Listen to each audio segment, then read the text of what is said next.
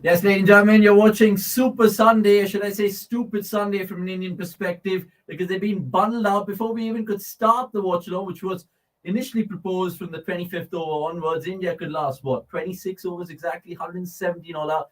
My name is Avnish Hegde, and I'm joined in by, of course, the finest in Somesh Agarwal. Som, explain the shambles that we've seen in what, an hour and 40 minutes or 2 hours at best? I mean, fair to say this was always on the cards.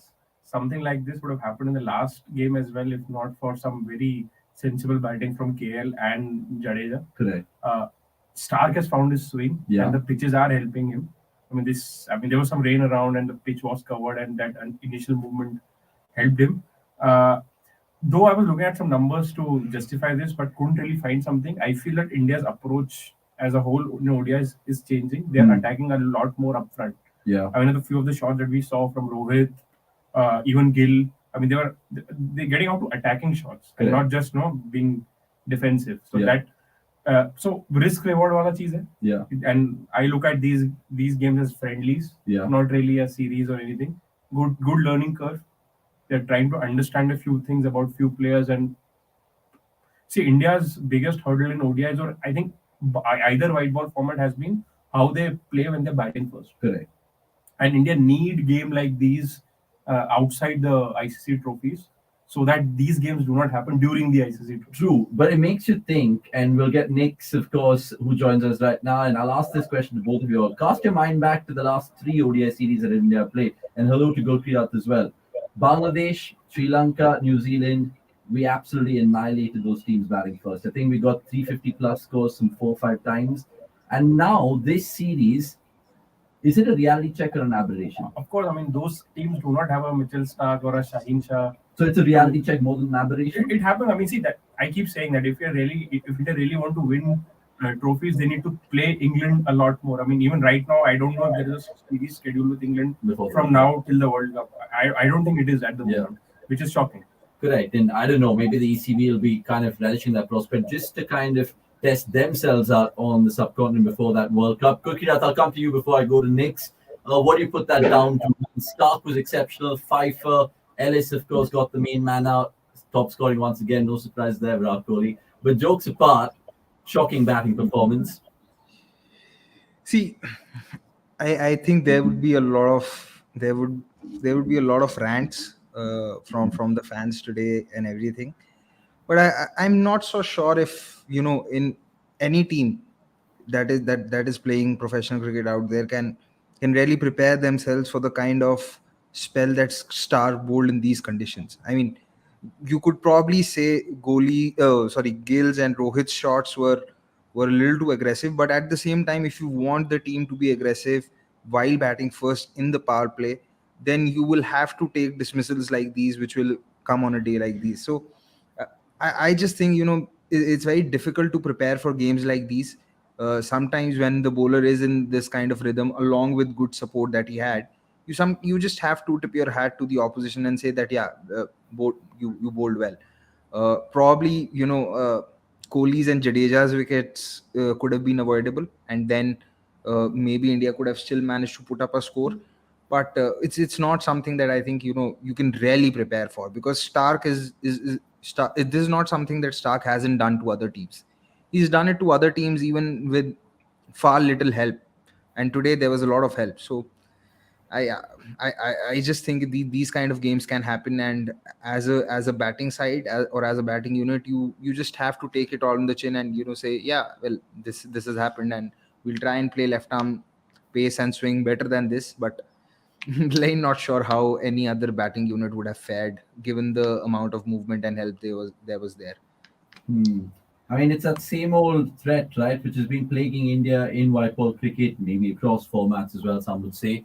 The left arm angle that Stark has. Nix, I mean, what do you put it down to? I mean, was it the pitch that the boys were mentioning, or was it just Stark having stayed up and top and did in Mumbai as well? So obviously he's kind of doing good things. See, firstly, I don't agree with what Gurkirat said. If you can't prepare for something that's plaguing you since 6 years, how are you going to get better at it? Yeah. You have to start preparing better. I'll put it down to say that the first three dismissals all of them were poor. The KL Rahul ball was actually very good. He had very little that he could do, and that is excusable because of the kind of movement that Stark got. The shot Gill played, the shot Rohit played. Ian Morgan said a very good thing when he was preparing for the 2019 World Cup, that they had a game against South Africa where they got bowled out for a very cheap score, and he said we need to 85. start, yeah, we need to start assessing pitches better in the first half. And I think that's where India were too, again, not surprising, too stubborn to just keep attacking. I know you want to take the attack to the opposition, but just give yourself time. Could you not play out Stark? Again, it's a very, it's not even a hindsight thing. So while there is movement and you will get good balls, but you've been getting good balls for years now from that kind of light line of attack, be it Mohammad Amir, be it Trent Bolt, be it Mitchell Stark. So you have to prepare for it at pace. How else are you going to get better at it? If this keeps happening in WTC, you can't again say that he's bowled well. Of course, he's there to bowl well, and your job is to find an answer to it. So while I do agree that yes, some of the balls were very good, but then it's your job as a top order batter. I mean, if you're getting 120 and you want to scoop it all over the park, fine with it. But if it's 140 and moving, find a way to get an answer to it. But then it comes down to that point that Som was mentioning, right? It's risk and reward. And sometimes these batting performances look silly, but then how often have we praise someone like a England who have the baseball approach? They'll have those days in the locker as well. They won't obviously keep going getting 350, right? And this is where assessing the conditions become more important, right? I mean, you cannot just enter the ground thinking that we are going to score 350 every time. And that is why you see every team wants to chase. No one wants to bat, because this is the advantage that the chasing side now have कि भाई हमको पता है कि कितना बनाना है and how we can approach that team. Correct. But I mean, negating Stark early on, generally in these conditions, these guys would have sussed it out because of the early wickets, right? So what was the thinking of, I mean, maybe even a KL and a Virat? And Virat, no, he kind of batted some amount of time out there, but those guys probably could have played the situation better. Or do you think, again, good deliveries that you No, are? I think KL and Virat were trying to play the situation. I did mention that both Gill and Rohit got out playing attacking shots. Probably, maybe, I'm not sure. The thinking might have been that if you do get a few shots, you probably will be able to disturb the lines and lengths of Stark, because we have seen that happen as well. So yeah, I mean, it's a very it's something which I think, at least for me, is very difficult to objectively define that which is the right way to go in these things, because we have seen both things work out and both things not work out as well. Sometimes you just go into a shell and you lose out on opportunities to score as well. So there's that. But yeah, like I said, I was disappointed with Virat's wicket because I thought he had done all the hard work, played out Stark, and then he looked good. He was looking good. So I thought, okay, this is a ground where he's already done well. Might as well get a good score. Jadeja's dismissal was another soft dismissal.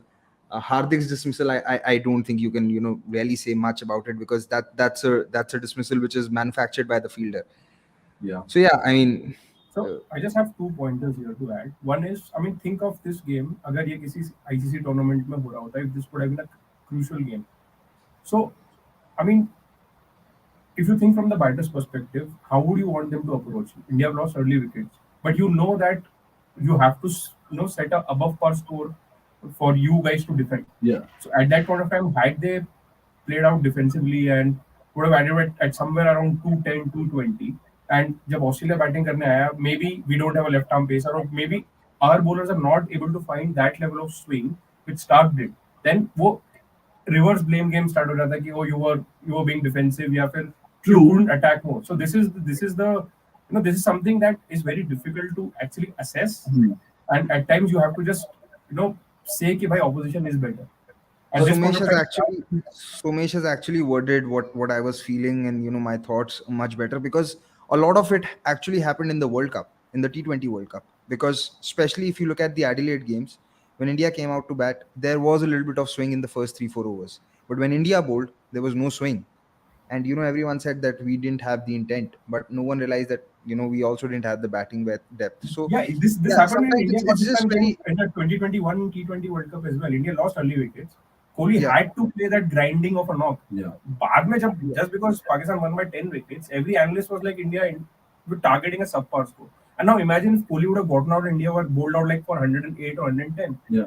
I mean, वहीं पर तलवारें Yeah, निकल this जाती is हैं. what I'm saying. Sometimes it can get really difficult to and it's a very fine line to, in these conditions, to attack, like to find the middle ground where you're also attacking and where you are also keeping out stuff. I think it's you genuinely need very good batters like how Kohli was doing, but otherwise it could really backfire in either case. If you be a little more defensive, you wait out for the swing to play, then the talk could be after that, oh, you missed out on runs. But if you be a little aggressive and you lose out wickets, oh, you should have played out the the opening hour. So yeah, this is why I'm just really looking not at the keen. wickets, guys. And Nix, you can come in here. The two shot selections are really question is maybe Gill and Rohit, but again, there, if it goes to four, when we're applauding them more than really criticizing them, so that's the fine line there. The rest were really good balls, right? I know Jadeja and Kohli's wicket, like Gurkirat mentioned, that they could have avoided, but still, it was still doing a lot post the 17th, 18th over. Yeah, it was, and I think the one line that I feel that you can counter to both what Som and Gurkirat said is, you can't play what's not in your control. Now, if you are batting and it is swinging, it's not your fault that it is swinging. And if you are bowling and it is not swinging, it's not your fault. But if you say that they may not be swinging, so let me target 300, that is a wrong way to think about it. You have to play what's there in front of you. You at least give yourself a chance if you get to 210. Now, they don't have a left arm spinner, they don't get swing, it's fine. I don't think you can blame the batters then that you played a different game, but then you played a game, what was there in front of you? So, if you want to play for 300, this is what happens. When you're showing too much intent and you want to say that, okay, I don't know what the conditions may be, but let me just target 300. So, that I feel is a very, so there is a way to think about it in a more, see, result may not come in your favor. But I think the process is also to be questioned here. You have a line of right-handers. Why would you Yeah, not promote somebody? this is Why this is would you something I not was coming promote? to it. Why would you Exactly, not yeah. promote a Ravindra Jadeja? Why would you not promote an Akshar Patel? How are you not watching Indian cricket? How Yeah, can you just But keep where? doing the Okay, let me same just play thing? devil's advocate, guys. Where would you this is kind of an promote? excellent point. I mean, Sir. the dismissal I was personally most disappointed on in today's game was Surya Kumar Yadav, because Yes. he got out in the exact same fashion he did in the last ODI. Now here is a guy who is probably, I don't even have to say probably, who is India's greatest ever T20 player. Yeah. You're trying to make him into an all format. Now here is where the difference is. If this would have been a T20 game, probably he would not have come when Stark was bowling his third over or fourth over. Correct. Or whatever it is. I mean, this is where the difference between format lies. He would have been in a much better position to face other bowlers than Stark. But now the problem is, because you're Mixing format. I mean, and if you think about it, it doesn't really have to be कि भाई हाँ वो वहाँ fourth पे खेलता है, तो यहाँ भी 4-5-4 पे खेलेगा, and it would work. Exactly. Yeah. And that is why This he is needs to be smart and promote maybe Jadeja at 4, because he's a good player of pace. Everyone knows he's a good player of pace. not only a good player of pace, he's a good player of movement as well. There's a reason why post 2018 he's done well in Australia, he's done well in England, he's done well in he's not played a lot of test cricket in South Africa, but he's done well whenever the ball's moved. So this is something which is which is an excellent point which both Nikhil and Somesh has raised, and I was going to get to it. I think why the team management has preferred Sky over someone like Samson is because they feel at number 6, where you have to move the game forward and add some impetus to the innings, Sky has more range of shots and probably has more intent. Fair. But I don't think, promoting him ahead of both KL Rahul and Ravindra Jadeja in situations like this is the right thing to do. You are also, I mean, yeah, you can blame Sky for getting out in both these matches on the first ball, but I also think that the team management needs to be a little better in terms of assessing that which batter is better for which conditions, because it's not something that they've got it wrong for the first time. They got it wrong even in the World Cup semi-final, where they got Pant instead of DK, but Pant didn't get to face a single ball of Adil Rashid or even Liam Livingstone. And we are talking of short square boundaries in Adelaide. So there's that. No, but I'm just thinking yeah, about it. India haven't been adaptable like that. They don't like to change their batting order once it's set, and that's been there for 20 years. Stubbornness and arrogance. But is that into one, just Indian ODI cricket and DNA? No, it happens with a lot of teams. It's just that we are observing and analyzing Indian cricket so closely because they play every other day. I mean, you It's expect Asian. It's better Asian more cricket. than anything. It's Asian cricket DNA. Sri Lanka is different. Sri Lanka just don't change batting orders; they change players after every series. that that's another thing. But yeah, it is a very Asian cricket thing, and mine goes back to what Ashwin had said, I think 3 months ago, where he said that there is obvious deliberation over trying out new tactics, but regardless of how much any captain or any player or any coach says that we are not affected by outside noise, you are, because what Ashwin said in that video after the second test match in Bangladesh where India had just won by 3 wickets. He said that there was deliberation to promote someone like Unadkat as well, oh sorry, Umesh as well, after Unadkat had been dismissed, so that if he hits a couple of boundaries or sixes, it would get difficult for Bangladesh. But he said if it had failed, the backlash would have been so extreme. So that is why sometimes team managements, even when they have an idea which is logically backed or backed on cricketing merit, they don't want to try it, because if it fails, the backlash is immense. Yeah, and if you think about it, logically so, even if the players and the management are shielding themselves from the outside noise, BCCI isn't. People who are running the sport aren't.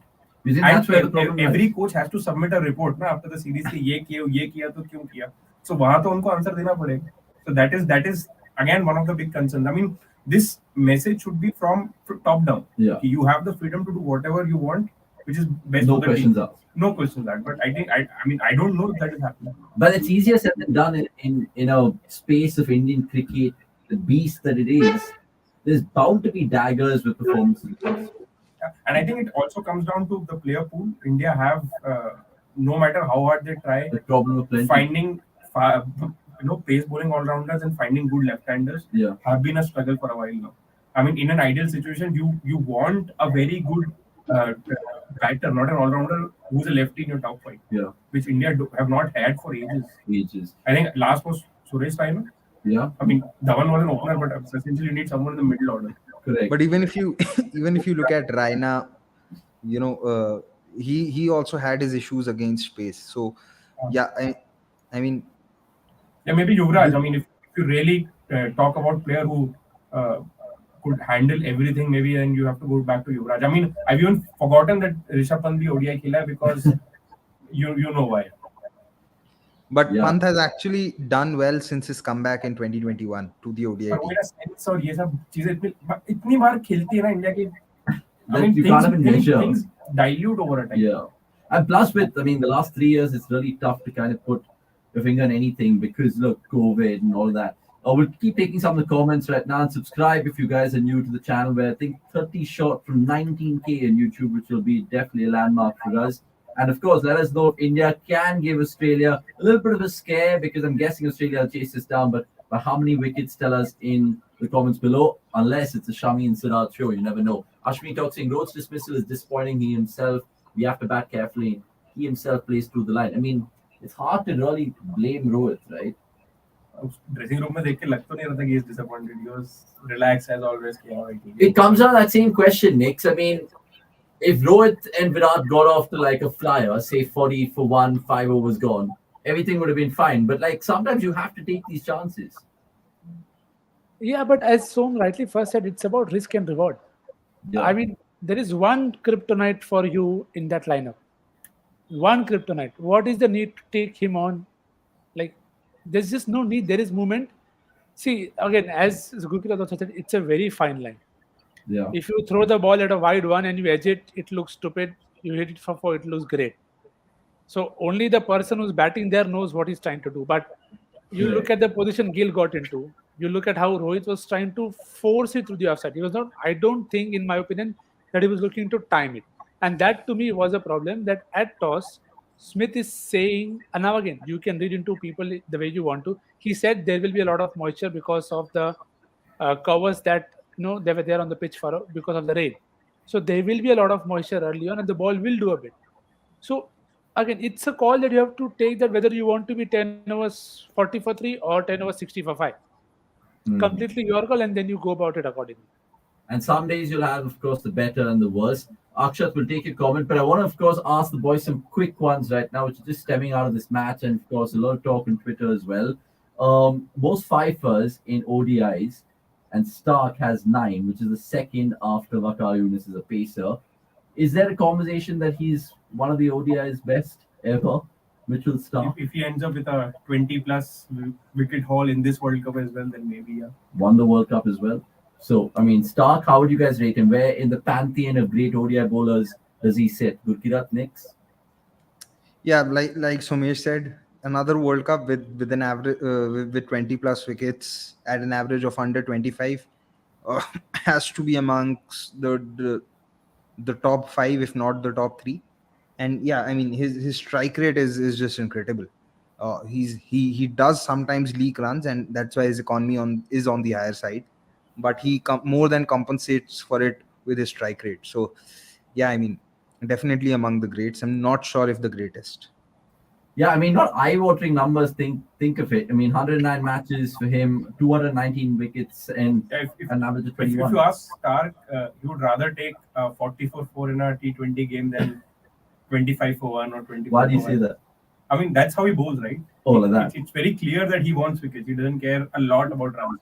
And this is something that has gone against him at the test level. And at times, people observing from the outside feel that he's not able to build the pressure that probably Cummins and Hazelwood are able to build from the other end. Okay. Next, I won't ask you about Stark. I'll ask you about another thing which is trending on Twitter. Akshar Patel.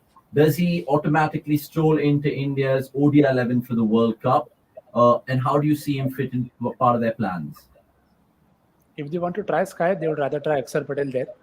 I would modify that question a bit. Akshar Patel or Washington Sundar? Now that is a tough one. I think Sundar definitely adds a lot more value with the both bat and ball as compared to Akshar. But that's just my opinion. And it's also because of the usage. I don't think India use Akshar well with the ball. We've seen lack of usage from him in many games. So if they are to, but they did not even use Sundar well. So it's like choosing between two. That's what worse for you and what's less worse. So I think in this form you take Akshar Patel. But if you see Sundar having a good IPL and then he follows it up with a good performance, if he gets that chance, then I think it's a happier headache to have than trying to misfit a player into a setup where he doesn't look like he's part of it. And to answer Stark, I think he's a World Cup year specialist.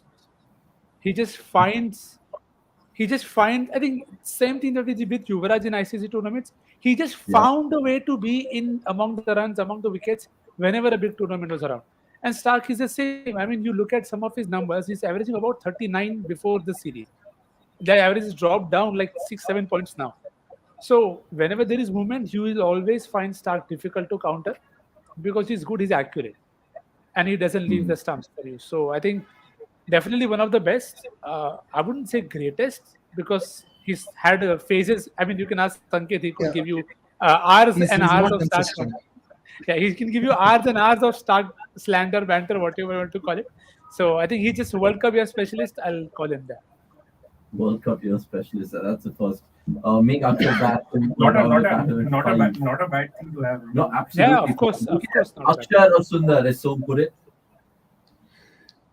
I think both will make it to the squad when the World Cup comes. But with Jadeja being logged, it would depend upon what kind of pitch is it before India finalize who plays. Because I feel Sundar is the better batter when it comes to playing pace and bounce, and Akshar is the better batter when it comes to playing spin. Because Akshar also has, I feel, a little more power. Even though Sundar's worked on his power game, I do feel that sometimes Sundar gets stuck against off spin. He doesn't have shots square of the wicket against off spin on the offside. But when India pick out of those two based on their bowling styles, because obviously Jadeja, Akshar do. Yeah, that's what I'm coming to. I thought Sundar bowled very well in New Zealand. He also bowled very well in Bangladesh, and he was bowling well versus South Africa at home too. He's actually become a more traditional spinner, bowling it slower, and because of his height, he also gets the bounce. So again, I think India might just select them on the basis of their bowling, but I think the right thing should be that if there's a pitch which has a little more pace and bounce, might as well go with Sundar, who also adds variety, because Jadeja is there to turn the ball away from the right-hander. You need someone to turn the ball away from the left-hander, and it's not that Sundar's not accurate. Sundar's also very accurate. Akshar is also very accurate, but he just gives you a little more variety. And I think when the pitch is a little dry or it's gripping, might as well play Akshar and then stifle the opposition, because I think on those pitches Akshar can do the job even versus the left-hander. So that's how I would go about it, because I don't see India dropping Jadeja. So if Jadeja is playing, only one of Akshar or Sundar can play, and both of them add value with the bat. Though I do feel Akshar has more value in being promoted against spin if there's the situation, if the situation demands it. But I'm not so sure if India can do that with Sundar. Also, on a pitch which is true, Sundar's batting against pace is anyway going to help you in the last 10 overs. Another man, of course, who caught our attention, you mentioned him a while ago, Suryakumar Yadav. I'm happy that Nikhil now is agreement after not being in agreement at the beginning. Would you keep Suryakumar Yadav in ODIs going forward?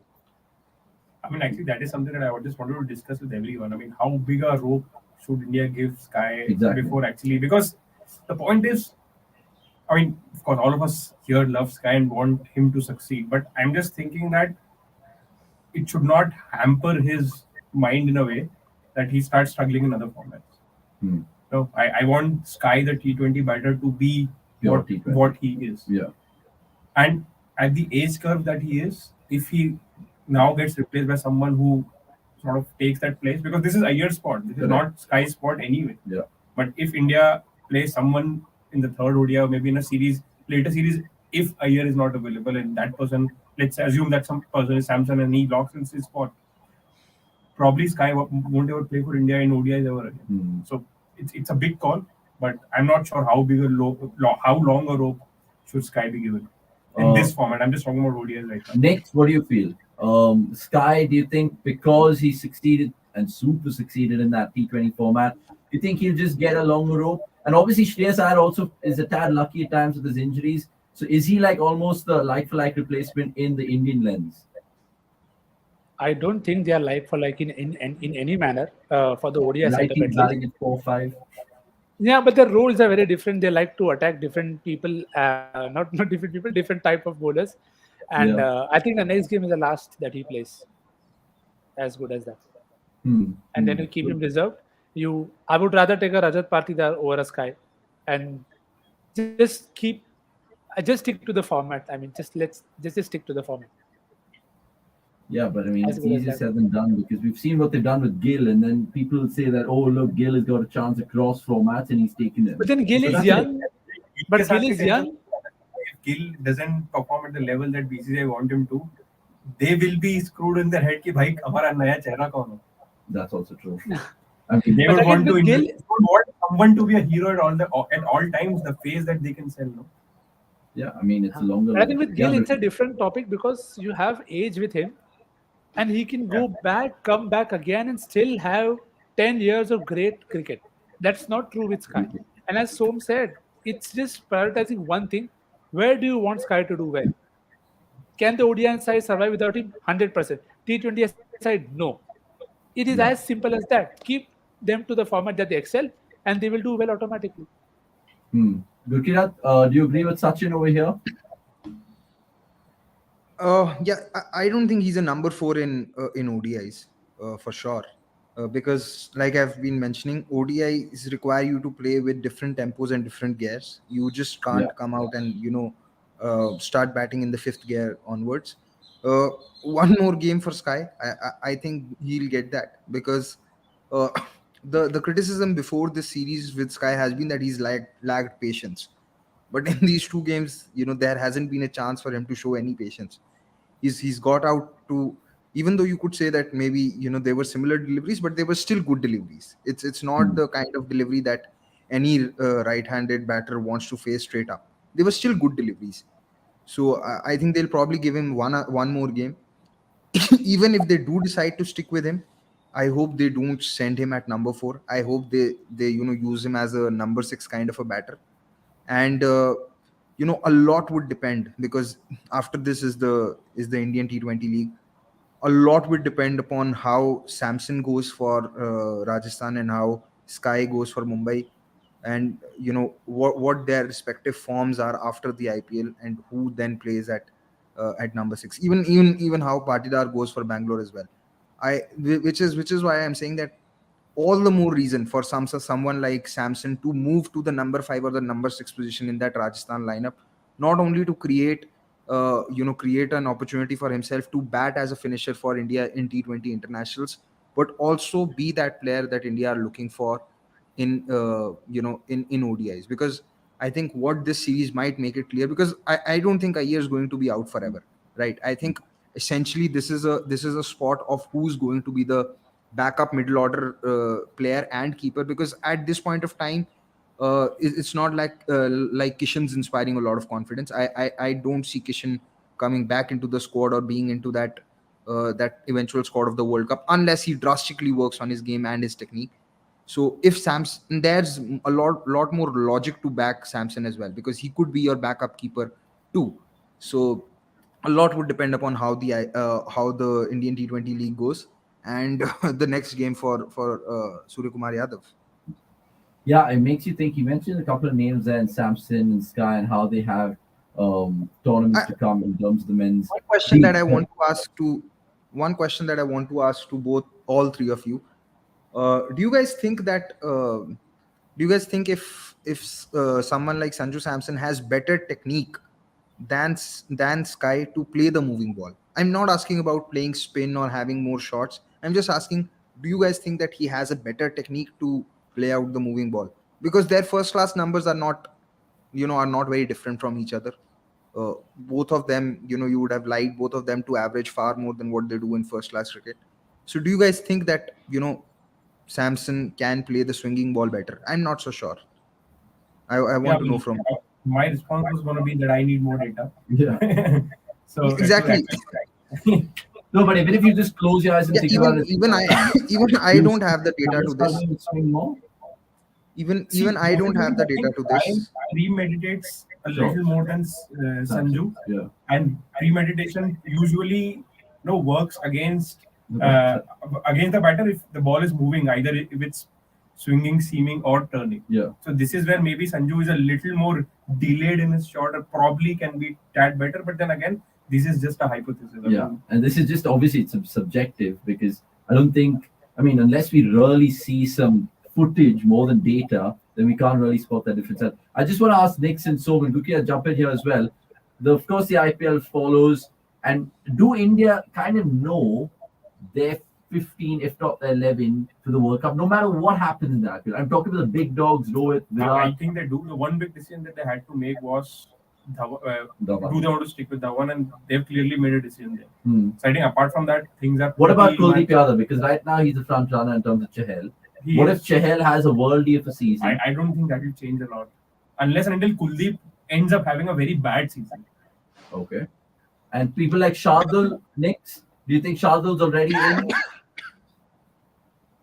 Yeah, Gurpreet, you can go on. I'll add.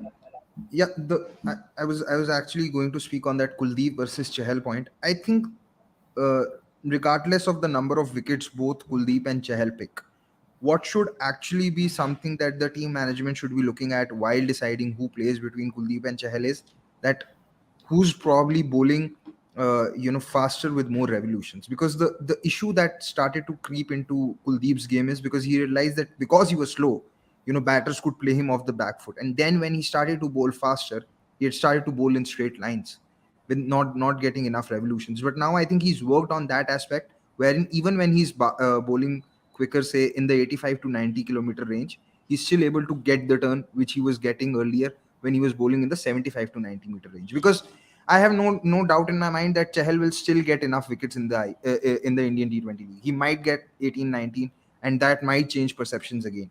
But what the team management needs to be, aware about is that the Indian T20 league and the international cricket are not at same level. There are some inferior batters who can get out to Chahal even now, even in his bad days when he's being smashed in the international circuit. So I think just the raw numbers shouldn't be the basis of selecting who plays in the 11. And one more minor tactical point is, given Jadeja as a lock, Kuldeep adds that variety of turning the ball in the different direction, which Chahal doesn't.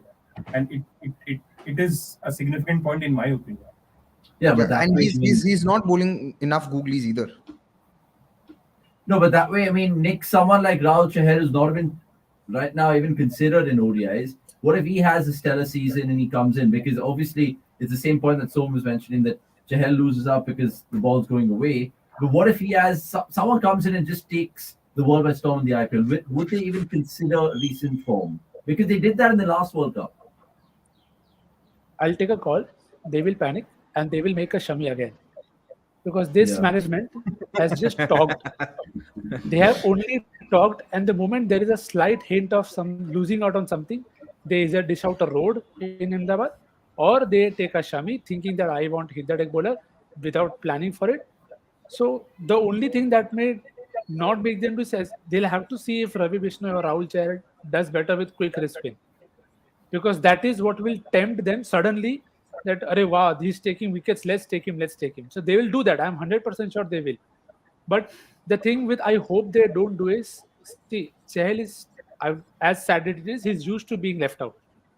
Yeah. If Kuldeep gets left out after this phase where he's starting to do well, he's done much better in terms of gotten better with through the air, getting the ball to go away nicely, beat the bat, and then if you drop him, you may not get him back in that same confidence again. And which is why, as Gurkirat said, the Indian T20 League will be critical, but it's how they are bowling and when they are bowling. Kuldeep also got wickets, but he was against one side in both games at one venue. Chahal had a great start, but then tapered off. So there have to be more. It will not always be just numbers. With these three guys, I feel we'll have to look into how they are bowling, how confident they are, and when they are bowling. Because there will be a panic selection, that is 100% sure, given. Gurkirat, you mentioned revolutions, right, in terms of the spinners. By that logic, Ravi Bishnoi has to be up there in terms of being the quickest leg spinner that India possessed right now. Where is he gone? Because initially in the Dravid Rohit era, they had lads like Avesh Khan, Ravi Bishnoi, they've all tapered off. Surely it can't be injuries, or again, is there something going wrong in the NCA and things like that? I have no clue why he's out. I've seriously no clue, and I don't think anyone has a definitive answer because we don't have press conferences after selection. So anything and everything that I say might be a conjecture. It may be true, it may not be true. I can say something and then make a headline, but then it won't be fair. So I don't think anyone knows what is happening. We'll probably have to, Will you put a finger on you know, No, I just want to know ये match कब चालू होगा भाई. Yeah, I think Som went into thinking they're going to come out to bat quickly, but it's Usually fine. they just come out after 10 minutes or so. I mean, we are just here blabbering. this talking about But you are This missing out. comment- They need to discuss IPL. I mean, Finch has already discussed the number of teams that he has played. Chahal could get Finch out. So yeah, true. They are adding more context. the this comment, about playing Akshar as a batter in place of Iyer. I think if you really want to play a left-hander in place of again, you can't be really, because all of Jadeja, Akshar, and Sundar are left-handers. You have to look at the conditions and then promote someone. In conditions like these today, better to promote Jadeja rather than someone like Akshar Patel. But if you are, say, playing at a venue like Chepauk, where the ball tends to stay low and turn, might as well promote Akshar there. You can't go in with the fixed idea that okay, you want to promote Akshar just because. So that's something I think can be done, but you have to look at the pitch, and like how Nikhil says, look up, look down, and then probably take a call. So can't be fixed. I think this question is more from a lens of playing Akshar irrespective of what the other bowlers are. Yeah. Maybe आज के match में मेरे से अक्षर भी खेला और शार्दुल भी खेला, and then maybe Jadeja would have batted at 4, or I don't even mind Hardik batting at 4. Not true. I mean, let's see how it all unravels. If Guys, one Hardik's thing, the captain and the ball is moving, he's not coming to bat out at 4. no chance in hell. Okay, one second. Do you think there's any hope? Because they were just showing the stats that the lowest score India defended in ODI was that 2014 ODI against Bangladesh, 4 for 105. 6. Yeah. 4 5 for 6. 5 for 6, 4 for 6. 4 for 6. Can I covered that game anyone live. almost good winning? Do we have a dibbly-dobbly pacer today to do that? Yeah, we do. Shardul Thakur for this. Virat, maybe. No, but in all honesty, Shamin Siraj I think was done for. easy win for Australia, because after if India don't get a wicket in like 4-5 overs, फिर तो वो But going through the knowing motions वाली how कहानी Travis है. Head and Mitch Marsh are, they'll do the same things that Rohit and Gill did, right? हाँ, but Flash hard, as Ravi Shastri says. but you need someone to take a catch like Smith did, and then Yeah. fell like Stark, and then them to realize that you don't have to target 200, you just have to score like 180. But knowing that this is a ODI hosted by the BCCI, they want to keep ODI cricket running, so it might be an advertisement. Might be part of that script, you never know. The third ODI on Wednesday, or is it on Tuesday? Which one? The third one. Wednesday, I think. 22nd. 22nd. Wednesday. Monday, Tuesday, the Women's T20 League. Tomorrow has there's a double header, by the way. Double-header. Tomorrow and day after. Tomorrow and day after this double header. And then we have the eliminators and all. Yeah, a lot of fun coming up on cricket.com. So subscribe if you guys are new. We'll take the comments right now because a lot of you guys are waiting right now. So Shauna, just keep firing them through, and then we'll of course go about it till the innings resumes with Australia's chase of 118. Hardik has no technique for the moving ball, people say. Ashwini says in particular. No, right? I mean, I don't agree. I've seen him play a decent defensive game in South Africa in tests. In test. So, 96 that is. yeah. 90. But In was England? he defending in that game? I think he was going for his shots. He was going, but still, I mean, it's hard to say. See, how many these people days- actually have a defense today? I mean, the question that we need to be asking is these days, who is actually preparing Ah. for moving ball while preparing for white ball cricket? I mean, Hardik has touted himself as a white ball only cricketer now. All he must be practicing for now is power hitting. Range, yeah. Why would he even be bothering? Because he knows कि 100 game में एक game ऐसा मिलेगा जहाँ ball इतना move कर रहा होगा. Why waste time? This was one of the reasons why I said in the beginning that these games are rare, and you know it's unnatural. I think the teams prepare for something like this. But yeah, But these are, I don't think these are rare. We've seen movement in the first game as well. So it is there. It is just, I mean, it was there even in the England T20s that they played, where Hardik got a 3-4 or a 4-5, where he bounced out a lot of England. यही तो batters. किसी को पता नहीं था ना कि ये मार्च के महीने में पूरे इंडिया में बारिश होने लगेगी. No one knew. See, again, my only point is you can't say that you can't prepare for a moving ball. That's all my bottom line is. That is the test. Because to be on a honest, good bat- Rohit, Gill, Virat, KL Rahul, Jadeja, Aksar, these guys can't say कि we are not prepared for them. I mean, WTC में यही होने वाला है. यही होना हाँ. है. It is as good as your I mean, I tweeted it out as well that Rohit wanted to prepare for WTC in Ahmedabad. He got to do it in. I mean, Sky and Hardik. Another thing that I want to say over here. Out of syllabus. Another thing that I want to say over here, we saw the last game, we saw this game, and we saw Gill bat as an opener. And you know, then people were saying that, oh, why is Rahul being backed as an opener in test matches? You know, in white ball we have seen that, you know, when the ball is moving, Gill struggles. Gill, you know, also is not moving his feet a lot. So yeah, this is why, you know, sometimes numbers lack context, wherein everyone was saying, oh, you know, KL's not had good numbers since the South Africa tour, or you know, beginning of 2022. But then you have to, you know, sometimes look the game through your eyes and through your own lens, and not just look at numbers. I mean, the comparison that was made between KL and Dhawan and Mayank. I mean, Dhawan and Mayank, you would have struggled over here as well with the white ball. I have no doubts about that. And they would have probably struggled even more than Gill. So, By the way, guys, sync your streams in. Australia, of course, just facing their first ball already. Travis Head facing up to Mohammad Shami. Hopefully, Mohammad Shami can just rattle a few and make this an interesting watch. Now, Vikram Mohanty's put out something which resonates with many in the office, including myself. I wouldn't really go down to say the second line. But look, he says, being a 90s kid, have much respect for Dravid for his performance and his contribution to the under 19, but please kick him out the team, even it's disgraceful to do it. So, are you blaming Dravid, Rohit? There's nothing to blame here. I'm as I said, I maintain the point that I much rather have India whitewash 3-0 in bilateral. Yeah. If there are lessons to learn from. Or international friendlies, as you call Yeah, these are friendlies. These are not series. No one remembers these. At least 12, 15 years ago, you used to remember the Carbon Kamal Cup or whatever. They had significance. They had context. Yeah, and now it's honestly a joke. And yeah, we apologize for putting that little Border Gavaskar emblem also over there in the watch along. But yeah, Akshat Mishra going on to say, would you prepare similar pitches for the World Cup what we saw in the 2 ODIs or change in the pitch? Thoughts? I think the last game is in Chennai, so it's going to be completely different. But Gurkirat, next take that, please. I think pitches in an ICC tournament are governed by ICC. That is one. Yeah, but who governs the ICC? No, but I don't think the doctoring of pitches is to that extent anyway.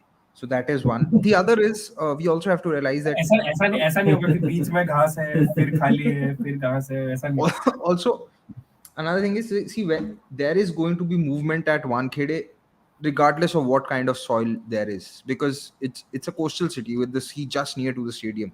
There is going to be movement. There is going to be humidity. Vizag similar. Vizag is also a coastal city. And you get movement even in test matches in Chennai because of it being a coastal city. Okay, so I will frame this question in a very different way, so that we can use this video when the World Cup happens. So, Gurkirat, if you have to pick the 2 grounds where India would want to play the semi-final and final in, what would they be?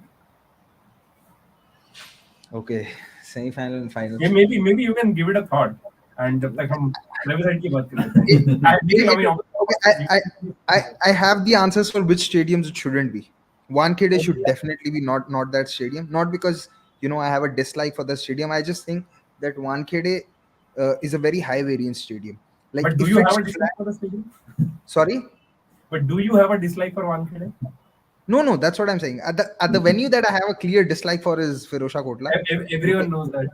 Okay, but what I'm saying, why I don't want the any of India's knockout games to be at Wankhede, because Wankhede has a habit of being extremely high variance. If it's a flat pitch, it can turn into a 350 plus contest, which again is something that I don't think is India's comfortable space. And if the ball's moving, you saw what can happen in the last game. So that is one thing. Irrespective of the fact that Wankhede is the stadium where India won the World Cup. Exactly. Yeah. But again, see, that was the perfect pitch.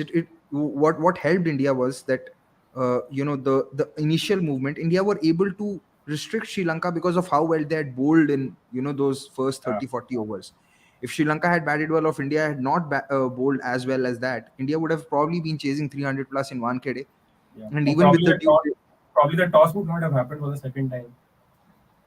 Yeah, maybe. And I think with that happening, it would have been difficult for India to chase that and score down despite the dew that fell. So, and it's a very high variance venue. I really think defending a score at that venue is difficult. India have lost some games at that venue.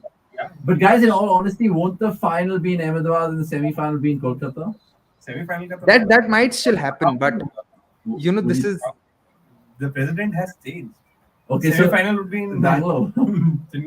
Like that still might happen. That still might happen. But abhi let's just assume कि हम World Cup के जयकान छिक रहे हैं, and we get to choose कि क्या होने वाला है. But yeah, I mean, one venue. This is actually a difficult. Meanwhile, March is getting across, and Nick, Shami what's your take? Where do you think? What if it's Dharamshala, even though it would never be? Wherever it is, just win. I don't care where it is, because the problem is, if you don't see, of course, people will always build narratives, but if you do it in conditions like it were in Manchester or here, it will give you and the side far more assurance that we are a good side and we are a world-beating side. There are a lot of jokes that go around for the World Cup that Australia won because it was toss-based. So you would not want to have an ODI World Cup. I mean, England still get the ridicule for winning it by mistake. For a World Cup, you have to be the best team and you have to be able to win anywhere and everywhere. Bottom line. Wherever you're playing, just win, irrespective of whether you win the toss or lose the toss. Just win well. There are no asterisks that people can give. कि उस series में Smith और ये नहीं थे, इधर ये bowling attack था, इधर वो इंजर्ड था, इधर चाचा चौधरी था. You play, you win, खत्म. Bottom line, simple. 1 second. Speaking of funny things and comedies, right now this is like the bouncer which has gone above the square leg umpire's head. TV का frame में भी नहीं आ It's रहा not even that in the frame, and KL Rahul was like, "What have you just bowled?" So Chennai is one venue which will actually help India, I feel. I mean, out of the 2011 knockout pitches that India played on, which gave them the most So challenge? 2011, one semi-final was in Mohali. I failed to recall where did New Zealand and Sri Lanka semi-final In Colombo. No, that was in. अच्छा हाँ that तब was तो in World June. Cup ऐसा हुआ था ना कि श्रीलंका में भी था makes sense So- तभी याद नहीं है Yeah, honestly. Yeah, but just to finish that chat, so where would you want them to play? Also, I might get ridiculed for this, but India's record at Delhi's actually been quite a good one. But you just don't like the stadium because why? It smells. Have you looked at that stadium? नहीं भाई क्योंकि गुरगत को वो seat मिलती है जिसमें सामने खंबा होता है तो खंबा। खंबे से ऐसा साइड में देखना पड़ता है there are actually seats there where there is a pillar right 80% of the seats at those venue are like that. See, you have to go to Kotla once to know why any. What was your sane last person- Kotla experience? Catch that. Ooh, for Australia. Avnish, you need to do a Kotla watch along with Gurkirat, and you'll have content for like decade. You know? Honestly, what was the last game you watched in Kotla? मेरे को जितनी गालियां आती हैं वो कम पड़ सकती हैं. Oh, where did you go last? When did you go last?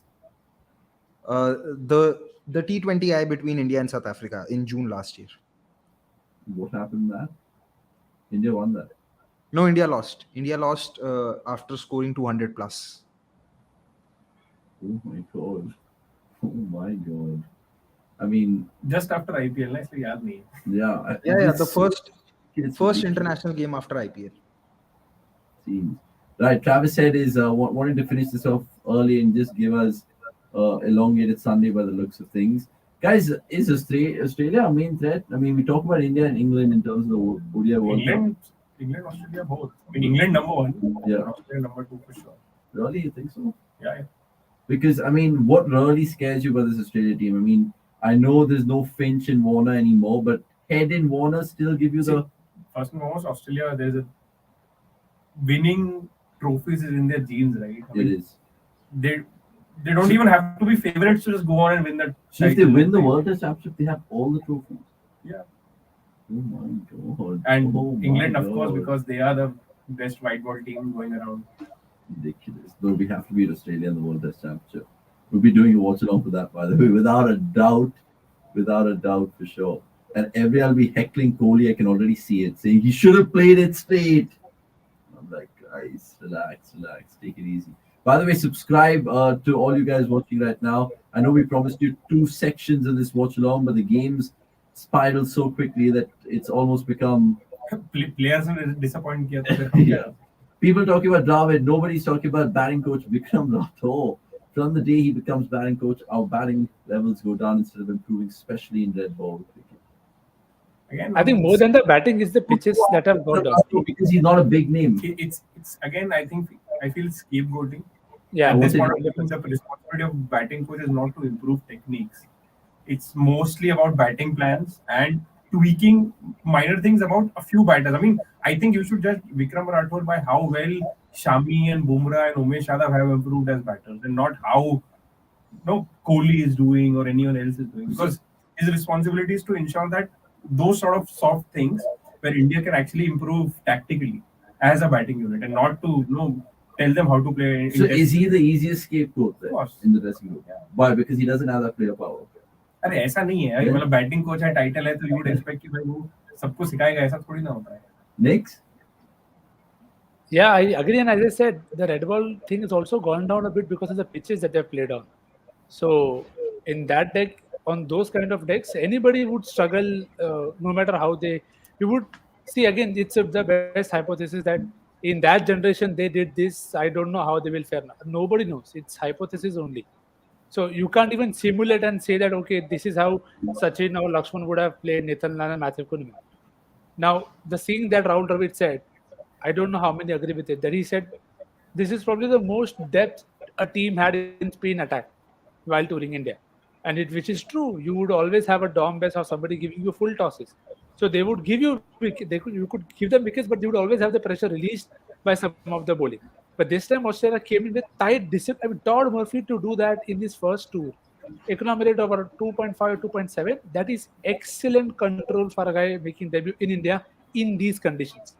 So you can't blame a lot on the batting coach alone. Of course, there is always room for improvement. But even so you can say that okay, the left arm's threat is troubling him. What have they done to counter it? That is something that I still don't know if they have. So while Som says yes, friendlies mein ho raha hai, theek hai, but I don't see any visible change in approach or way that they have played left arm seam when it's doing to tell you that they've thought about it or it's not worked out so far. So they'll have to keep thinking and find better answers. Gurkesh, you Also, want to mention something? yeah, I mean, I agree with the tactics bit. I think, maybe more than that, what the coach can tell is, you can tell players what shot they can practice to probably improve their shot range. But I don't think at this stage of the careers you can, have a coach who can really work with you to improve your techniques, or to change your One more trigger thing that movements. probably a batting coach can do is actually sit with a team's video analyst and take out a previous shot of Sky that he would have played against a left arm pacer, and then find any difference in technique that he would have seen. कि भाई उस समय जब तू lefties को dominate किया था उस गेम में, this is how you approached it, and this is what happened today. So maybe this is something for you to think of. And then it's up to the batter, because Sky is already an international batter and he would have had his own method. So then once the information is passed, that is for then Sky to think about कि अब मेरे को इस चीज को कैसे approach करना है. Yeah. Also, changing techniques is not something which is very easy. I said this, when there was a lot of talk about Pant's lack of offside game in T20s, and I said that, for him to improve in T20s, the only way he can do is, when he gets dropped, which he had to, which had to happen, and then he takes some time off and work on his offside range. Like Somesh keeps mentioning, there are so many matches that I don't think there's also enough time for batters to work on their techniques, because we also have to realize batting is an instinct driven thing. You have to rework your trigger movements, you have to rework a little bit of your technique, and I don't think that can happen just between two games when there's a gap of maximum two days. I don't think that can happen. I think what most can be done is that, you can, as a batting coach, you can tactically tell a player, okay, that this is your negative matchup, this is something that you shouldn't really attack, this is one shot that you have not been playing a lot, this is a pitch that you can play these shots on.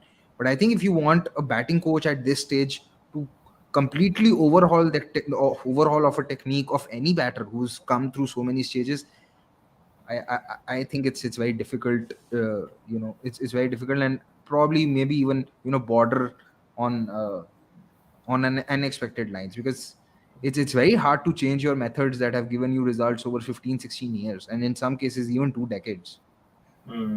Meanwhile, I'm Mitchell not saying Marsh- it shouldn't be done. I'm not saying it shouldn't be done, because we have also seen a lot of cricketers who have kept evolving over the time, and these are those batsmen and cricketers who just ignore कर रहा है, ignore. I don't even drink.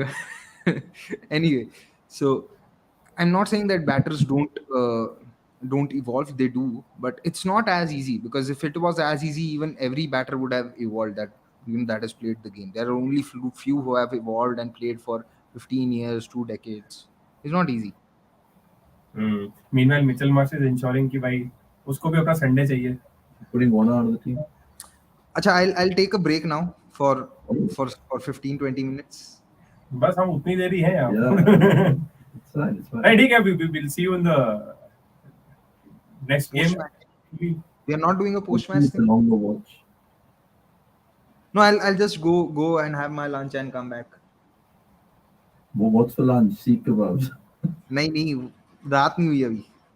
Lunch is light. Look at that. सही है भाई. Lunch All is the light. vegans watching me apologize. Really. I mean, Nikhil's vegetarian, honestly. I mean, we're the only ones that. Yeah. It's crazy. Okay, anyway, Gurkesh, we'll leave you there. Thanks, of course. And we'll see you soon. Enjoy lunch.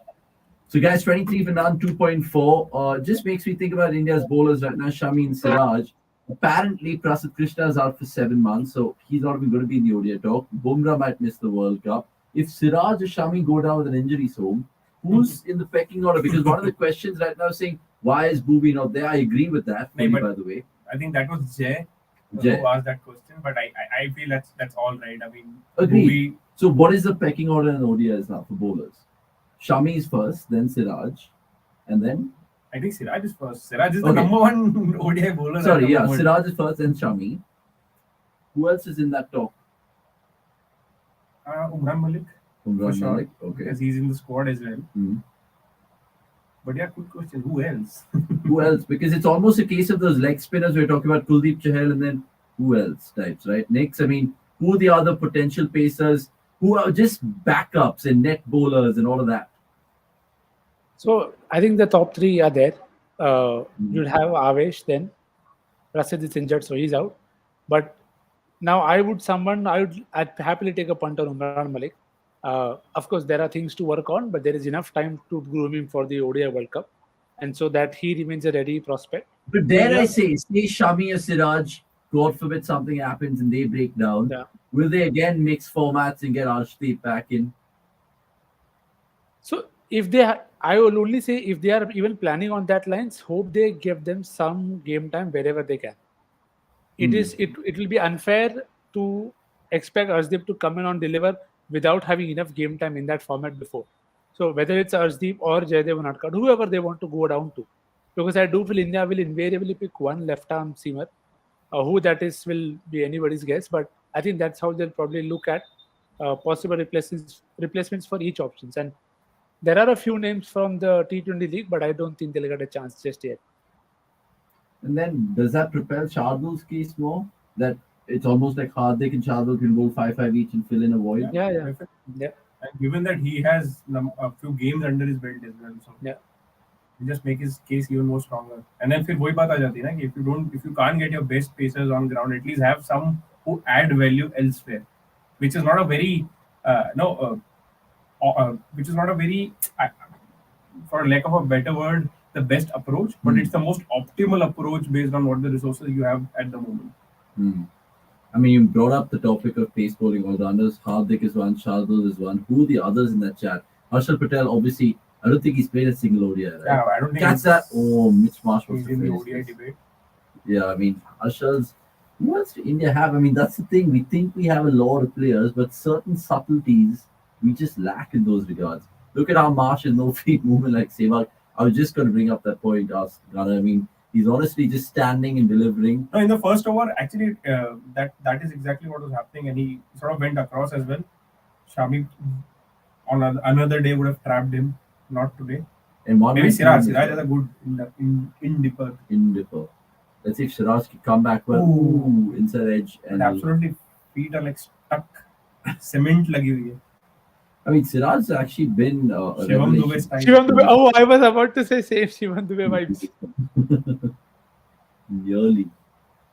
Yeah, but I think Sehwag had a better defense. So please, let's not compare Marsh with Sehwag. Thanks. Yeah, obviously. Let's not compare anyone with Sehwag. Yeah, I mean, Sehwag had a different mentality altogether. But yeah, I mean, obviously Warner is not there, but he'll be part of the World Cup thing. But Mitch Marsh, they have a good team in Australia. I mean, Smith and Labuschagne can play that anchor role. Then you have, of course, another all-rounder in Cam Green who comes late down the order. I mean, Australia are pretty good in the ticking boxes. Too much chopping, changing. Dravid must stop. These are not young players. They're not looking at the next level. These players at the final 11, these things. Is this question, I mean, I understand the feeling, jazbaat mein samajh raha hu. Knee-jerk. But, I mean, I don't think there has been a lot of chopping and changing when it comes to ODI. I mean, it has been fairly the same team. I'm guessing he's saying chopping changes because last year, obviously, ODI wasn't the priority, right? Yeah, but abhi ODIs mein the squad has been pretty, and this is something that I'm actually liking because T20s mein mere ko yehi issue tha. T20s mein there was actually a lot of chopping and changing, whereas in ODIs what I'm seeing is more squad thoda settled hai. Unless and until there are injuries to the first squad looks settled. Yeah, I think injuries have played a major role as opposed to purposely wanting to change people from here and there in ODI setup. Yeah, because ultimately, I think this is the tournament that India will want to win, the 2023 ODI World Cup. They haven't won shit for 10 years in terms of ICC events. Obviously, the whole talk of ODI cricket dying, I don't know. Chichan says, agree with Nick, you need to win regardless of toss conditions if you're a world-class team. Otherwise, you're just an Arsenal with 0 European trophies.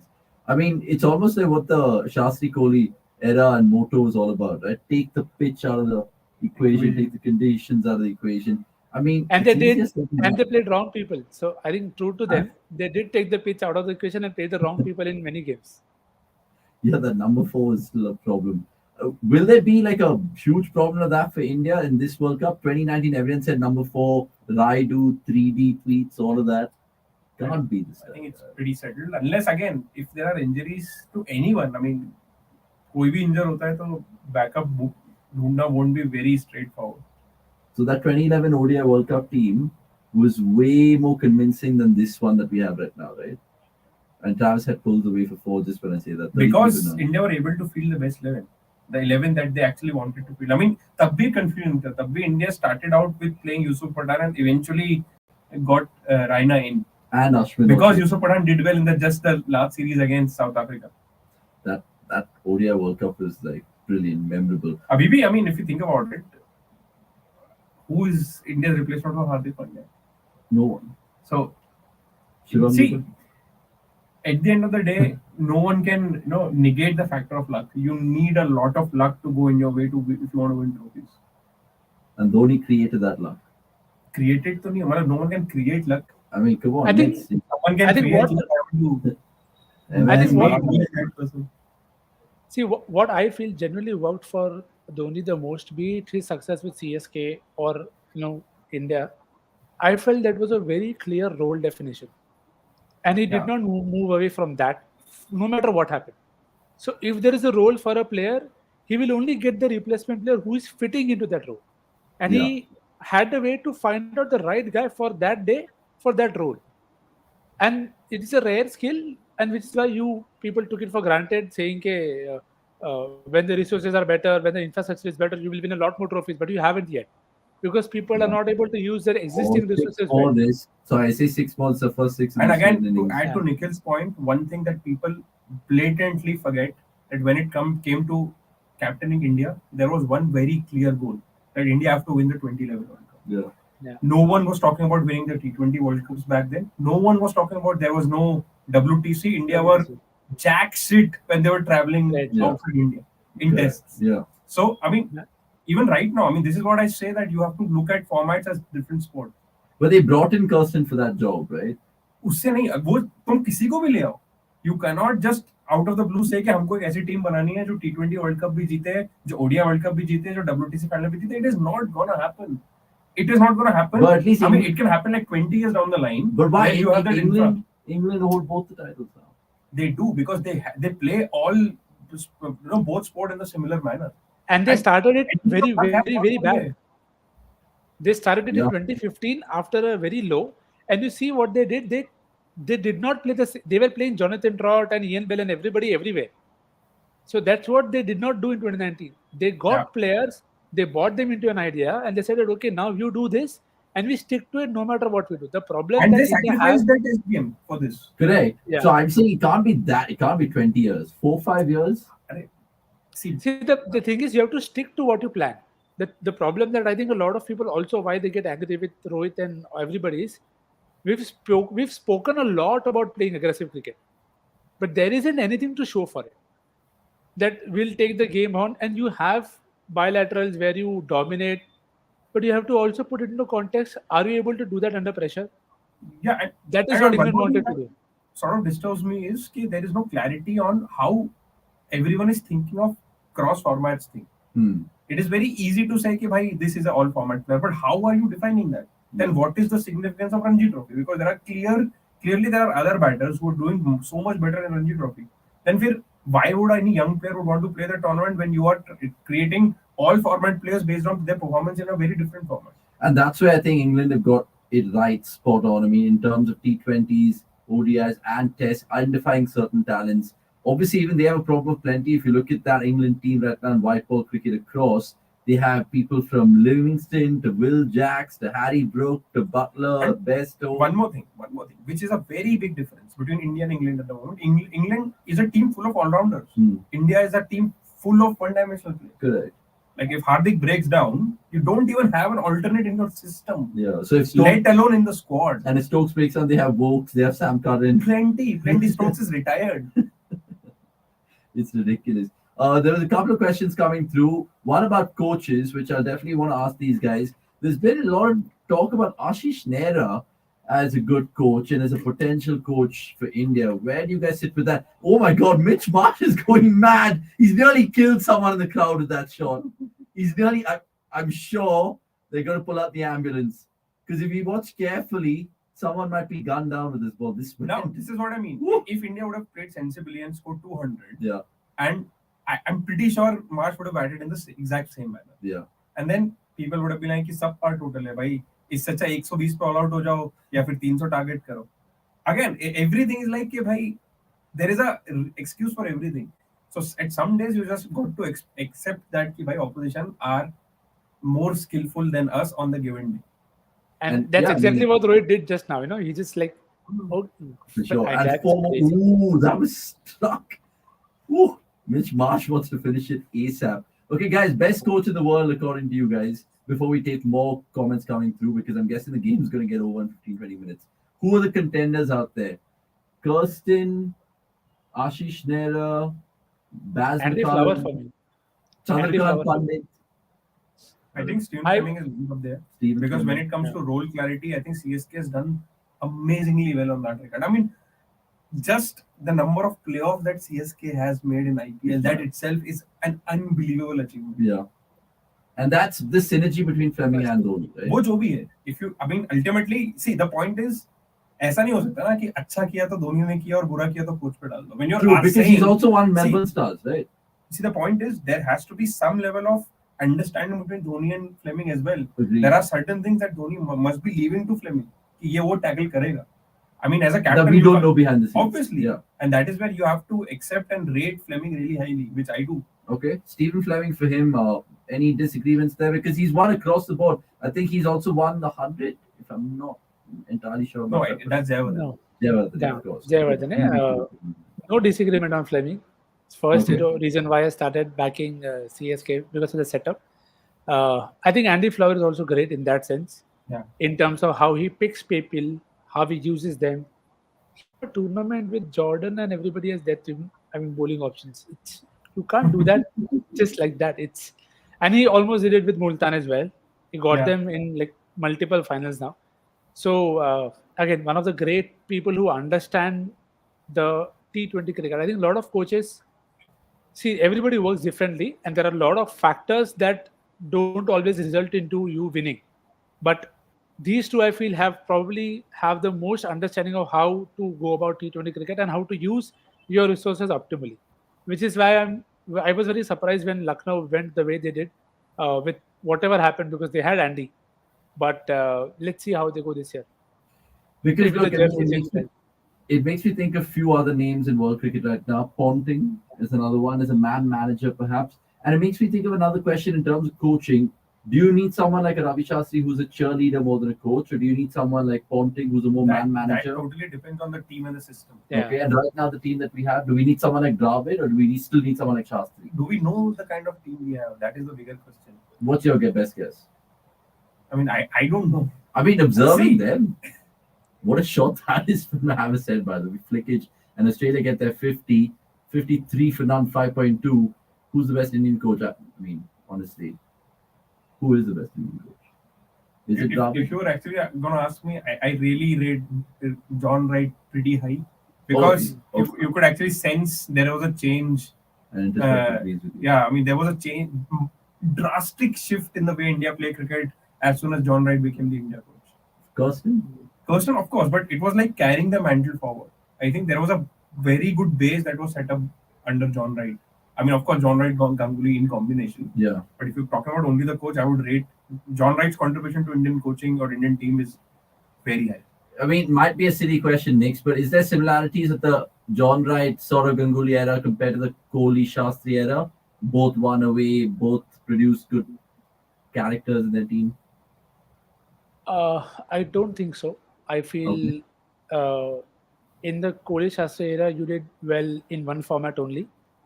And to be very, very blunt, it was also from the youngsters who did well, and not as much as the unit as a whole. You had one of the top order clicking in every series, but it was the hungry younger lot that came through that got you those wins in Australia. Of course, it was Pujara, but you know whatever happened leading into all of those, both those massive, because if you again you say that if you take out the only thing that they won, it will look different. But the thing is, with what John Wright did was he changed the way they played. In Kohli Shastri, they talked a lot about it, but they didn't do much about it. So the intent was there, but the result and the action wasn't there for to back that. And even be it the 2019 World Cup or however they planned for the tournaments. So I think that's where Wright was probably a bit more ahead in terms of making an actual impact. Yeah, and India actually did well on both formats. In both formats, home and away. Home and away. And just to finish this coaching chat, right now many people would, I don't know, blindly say McCullum because of the success that he's had so fast. Is that, again, people like Freddie Weil, I know he's just joined and all of that, but like, do you think data also is a huge part? In this day and age, of course. I mean, it is as important as anything else. And Dhoni also is a person to get data, right? No, he doesn't. He doesn't. The thing is, he doesn't use this again what we've heard. He doesn't use data, but the kind of decisions that he inevitably ends up taking, a lot of data analysts feel that, oh, we would have suggested the exact same. So it's more gut feel. It's gut feel or his instincts, or he's maybe like a Chacha Chaudhary that he himself, he has data, everything is here, that he knows what to do now. I mean, honestly, Dhoni just rips up all the books and throws it away. 65 for none, by the way, 5.5. So get your questions coming. And through. I mean, see, the entire logic of Dhoni's captaincy is doing fewer mistakes than the opposition. That's it. And that is where he just uses his common sense. But he kept saying words like controllables, so that focus is what on it the is, process, right? Not the result. So that That's it. Put it down. See, that is what it is, right? Identifying कि भाई कहाँ team में कमी है, that you need Shivam Dube the batter to, basically what is that, step up in this season. Then you have to go to a silo, promote it, talk to him, tell him कि भाई ये तुमसे expected है, ये तुम्हें करना है. I'll give you 14 games. And then you already know that, because see, Shivam Dube is not कोई अभी आया हुआ player. He's been around the blocks. He's been playing first class cricket for 5 years. So he has some base there. He's a tall lad who can hit the ball. So basic ingredients तो हैं. True. Now what Dhoni probably would be doing is कि भाई giving him a proper role कि भाई तुमको spin को ही मारना है. आगे से मैं जो दूसरा बैटर उतारूंगा वो पेस देख लेगा. तुम्हें spin मारना है. तुम fail भी हो तो भी मैं तुम्हें 14 games दूंगा. So at least that doesn't guarantee कि Shivam Dube experiment will work. But at least he's putting him in the best possible position to succeed. And that's the same thing with the experienced lads like say Anutapa. They got in Rahane now for this following season. How will he use players like Stokes and Moeen Ali? Dude? That's just going to be crazy. I think Chennai are going to do some big things. England learned from, England wanted to learn from Chennai's use of Moeen Ali. I mean, England have not figured out how to best use Moeen Ali. But CSK did. And that's down to Dhoni, down to Fleming. Honestly, sometimes MS and how he's captain, not just Chennai, but India as well. And this is where I'm surprised if some people do some poll and there is some other player who wins the best captain of the IPL award. And I'm like, how is it even possible? There is no competition. I mean, Rohit is normally mentioned. इतना सब सुन के भी अब ये नहीं बोलेगा कि भाई मैं बाईपार्टिजन हूँ. अभी भी बोलेगा कि नहीं तू तो MI fan है. Okay, the thing with captaincy is what people often don't probably get is it's always much more easier and practical to win if you have great players. Captaincy is what you do without them. Captaincy is what you get to do with what you get, and then you make them do what they can do best. And if you win with them, this is why you celebrate Joginder Sharma, you celebrate Ishant Sharma, this is why you celebrate Ashwin to Gale in that semi-final. You have to take a punt in that sense that, okay, as he said, this is his role. I mean, the use of Badrinath, it is so good. You can give that example for decades. An early wicket falls, you will not send the power hitters. You will not send the spin bashers. You will send Subramanian Badrinath. What will he do? He will rotate strike, get a 20 ball 20, and he will know when to get out. That is strength. That is playing for the team. He knows the dictating these roles. Yeah, and this is where the best captain of the T20 World Cup was Sikandar Hasan. Because it's like by given the resources, has the team performed above their potential? And they have. Zimbabwe in that case. Coaches and captaincy don't win you games. You just need someone who can do the basic things right as coach captain. Dravid hasn't done anything wrong. He's better than Shastri in terms of backing. Really? Again, Bishnoi, Avesh, Rituraj. See, the problem is India play a lot of cricket. That is the reality. That is And true. when they play a lot of cricket, you would be in a situation where your better players would be injured. And you have to rotate them.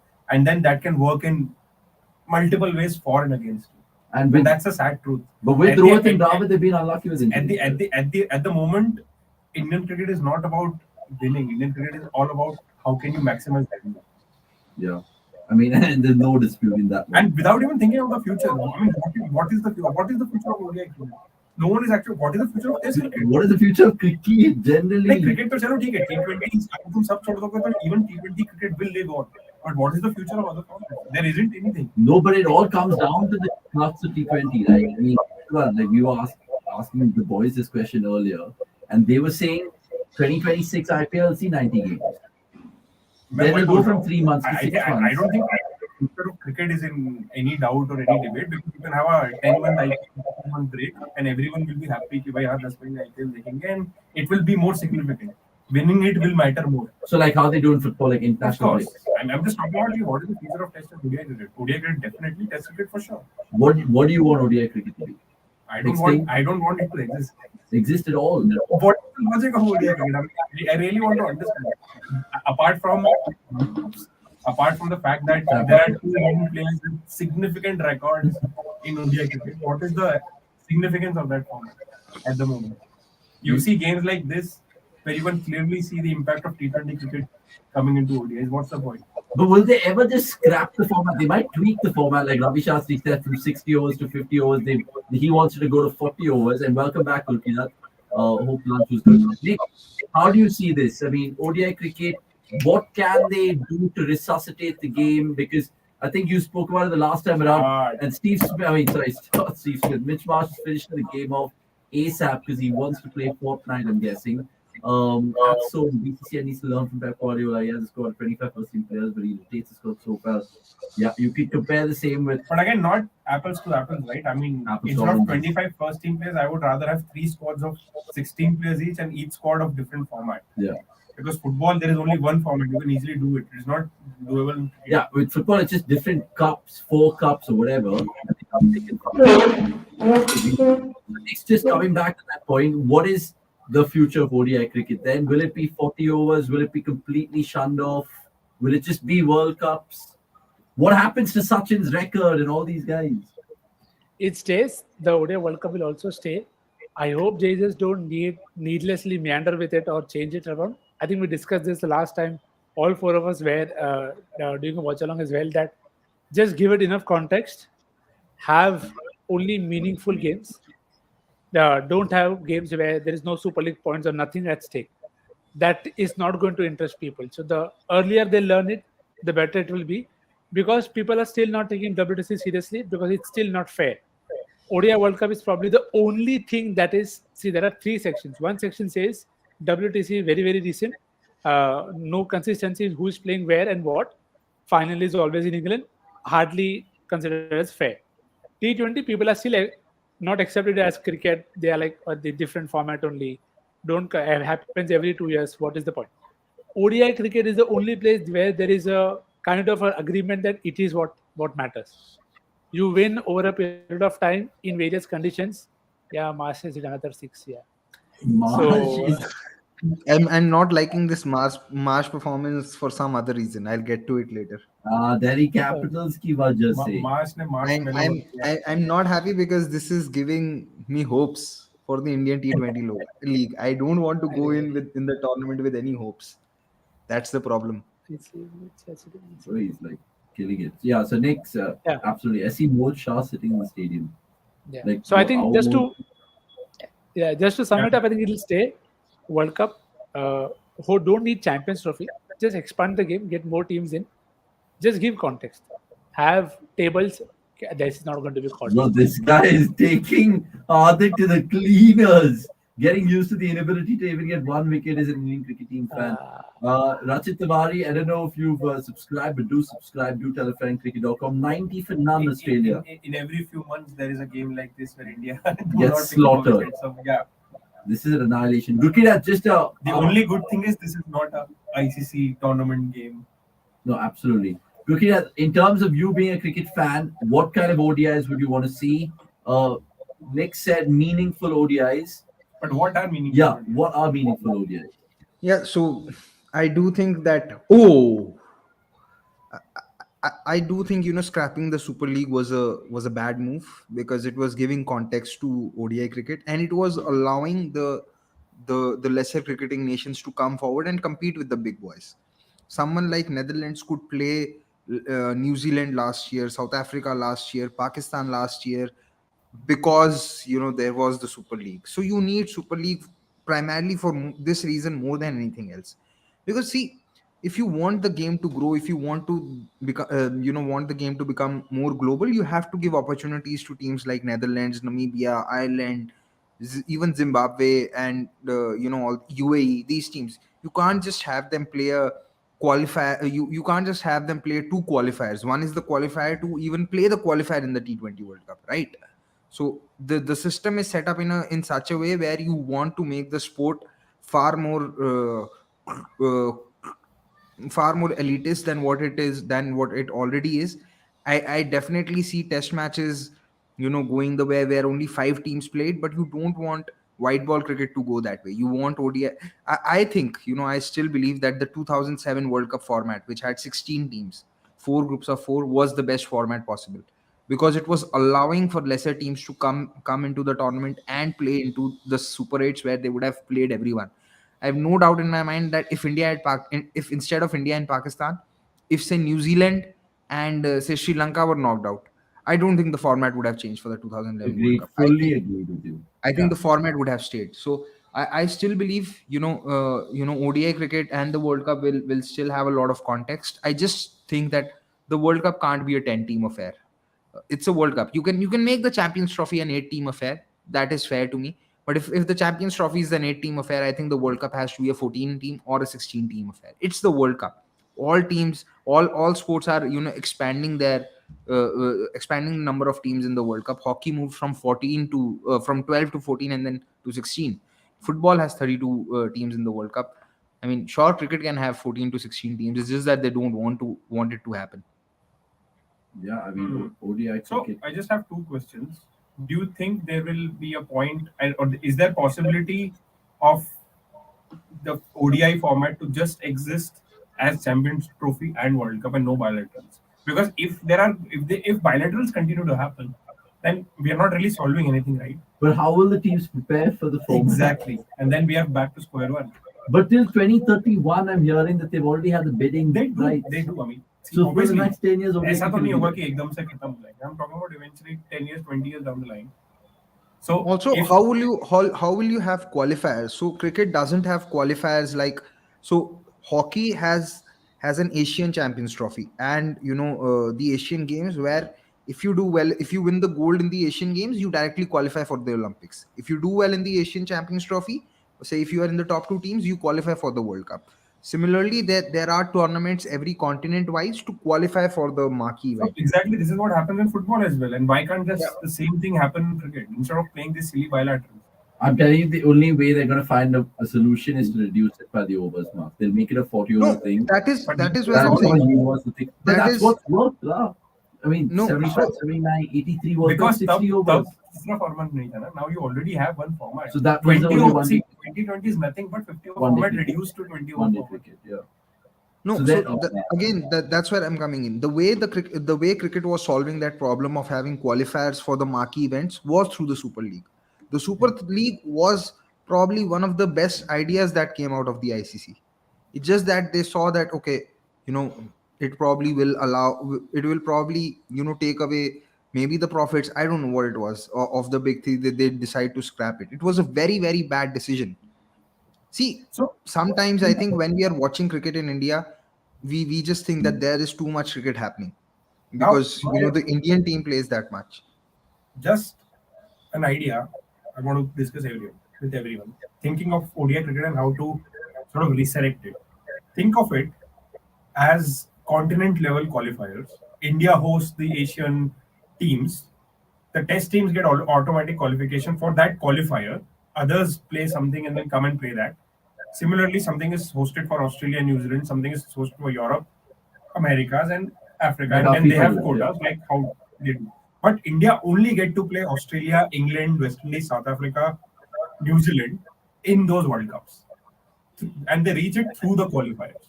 Won't it give the World Cup a lot more context and keep Yeah, India so cricket? so for that to happen, something like the Asia Cup should have at least 8 to 10 teams, at least in T20s. I mean, it is baffling how Asia Cup is reduced to a short bilateral tournament between India and Pakistan. I mean, you Bro, what is happening, bro? Mitch Marsh is honestly showing how the world should bat in dead rubbers like this. I mean, This actually reminds me of India South Africa 5th ODI at Wankhede in 2015. oh yeah, After the game, Dhoni was asked, "How would you assess that performance?" Now, how can I assess this performance? Because there was no performance in the first place. I remember that. They're just hitting This is fun. first Might coaches just Mitchell chip Marsh. over, boys. Oh, well done, Kuldeep. Worst performance by India. How can they play cricket like this? It was definitely a shame to watch this game. Unbelievable. It looked like India forgot to play cricket. Look at the Aussies hitting 4s and 6. I mean, it's Sriyalata Patel. I have Bowling. a classic answer to this, which has happened almost in every household. That when India were batting, the pitch was difficult, and then they changed the pitch, they flick the switch, and then the batting is easy for the other side. Yeah. I will hear this in the next 15 minutes when I go to meet my grandparents. This is what they tell to me.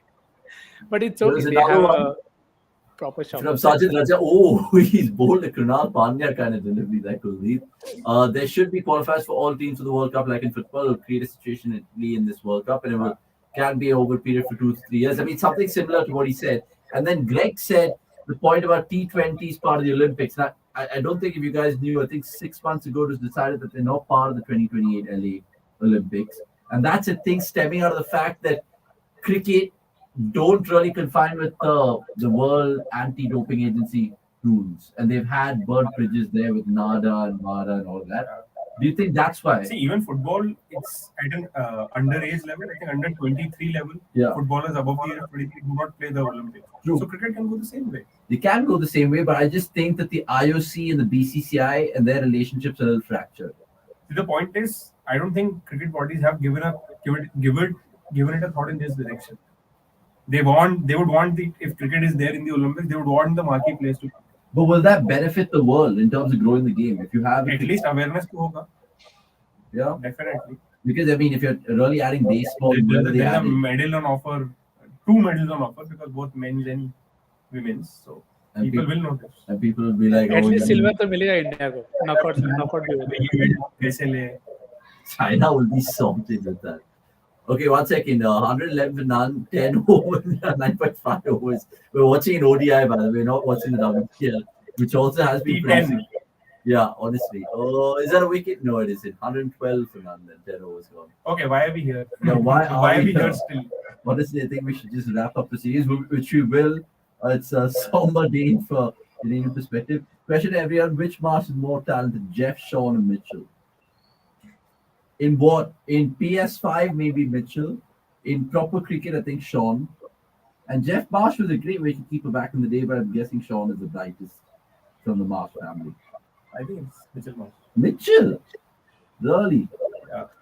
Sean Marsh. Bro, prime Sean Marsh, prime Mitchell Marsh, prime Sean Marsh wins. Hard ठीक है, but I mean, see the story. I mean, I'm not followed them as closely to give an answer. Maybe someone else have, but what I do hear from experts is Sean Marsh had the tendency to be a little overawed by situations, which Mitchell Marsh is much more flamboyant and the much more Aussie-like, if I can say. Of course, Gurkias would be very angry कि भाई हमने तो नहीं देखा ऐसा कुछ. Obviously, people remember Mitch Marsh's knock in the World Cup. No introduction to that. But in terms of Australia and Sean Marsh's famous knocks, I mean, I remember the famous knocks he played for Punjab. Sure. I think the question should also include Rod Marsh because then he wins. Rodney Marsh, yeah. Oh, have India got a wicket? Oh, is the match over? I think India have got a wicket. Oh, he's been hit in the face, Mohammad Shami. How many times do we see? This is the same. This is a joke. When it's not going for India, nothing goes for India. And there is this Shami error in the field We saw it against England as well. कि कहाँ throw फेंकता था. I think this just sums up India's evening in Vizag. I mean, just look at this. This will be meme Okay, material. I have a stat alert. Meme material. Ooh. Yeah. Shoot. Australia are on to making a record here. Before this, the least number of overs in which a target was chased against India was 14.1, 14.4. It was India versus New Zealand in Hamilton in 2019. And so this was the game where Shubman Gill made his debut and India were all out, I think, under 100. Even India tried Shubman Gill at 4 as well. Yeah. Shubman Gill was sent out of nowhere to make his ODI debut. India won this series 4-1. This was the only match that they lost. So, but today Australia definitely seemed to be chasing their target. But that Indian cricket team was top. To be honest, that the one that toured New Zealand and that time. I know number 4 became a very big issue and sort of Vijay hurt. Shankar was in that tour, right? Yeah, He wasn't- Vijay Shankar played a very good hand in the 5th ODI, Achha, but along with Ambati Raidu. because I think even Gary Stead was the New Zealand coach at that time, and he compared Indian cricket team to the Black Caps. Yeah. 1 second. It's 117 for none, and it's very kind of Travis Head to Not give. the Black Caps. What is the New Zealand rugby team called? No. All Blacks. All Blacks. Oh, All yeah, Blacks. yeah.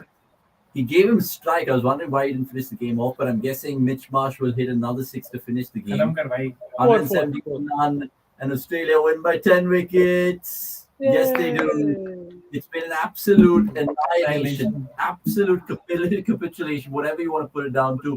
We'll see you on Wednesday for the third one day international, but we'll of course see you throughout the week. series is alive. Staying alive. Staying alive. 1-1, and maybe, I don't know, games like this, we just want to put it past us. Nick, Gokia, thank you so much for your time. We're going to leave it there because we've chatted for 96 minutes or so. But real pleasure to, of course, bring another watch along to you guys on this Sunday. It's a goodbye from Som and me. More to come, watch the space, including 2 games tomorrow in the Women's T20 League. We'll be there. See you soon. And RCB is still alive. And RCB is still alive. They're Bangalore alive. is still alive. Bangalore is still alive. Cheers. All right.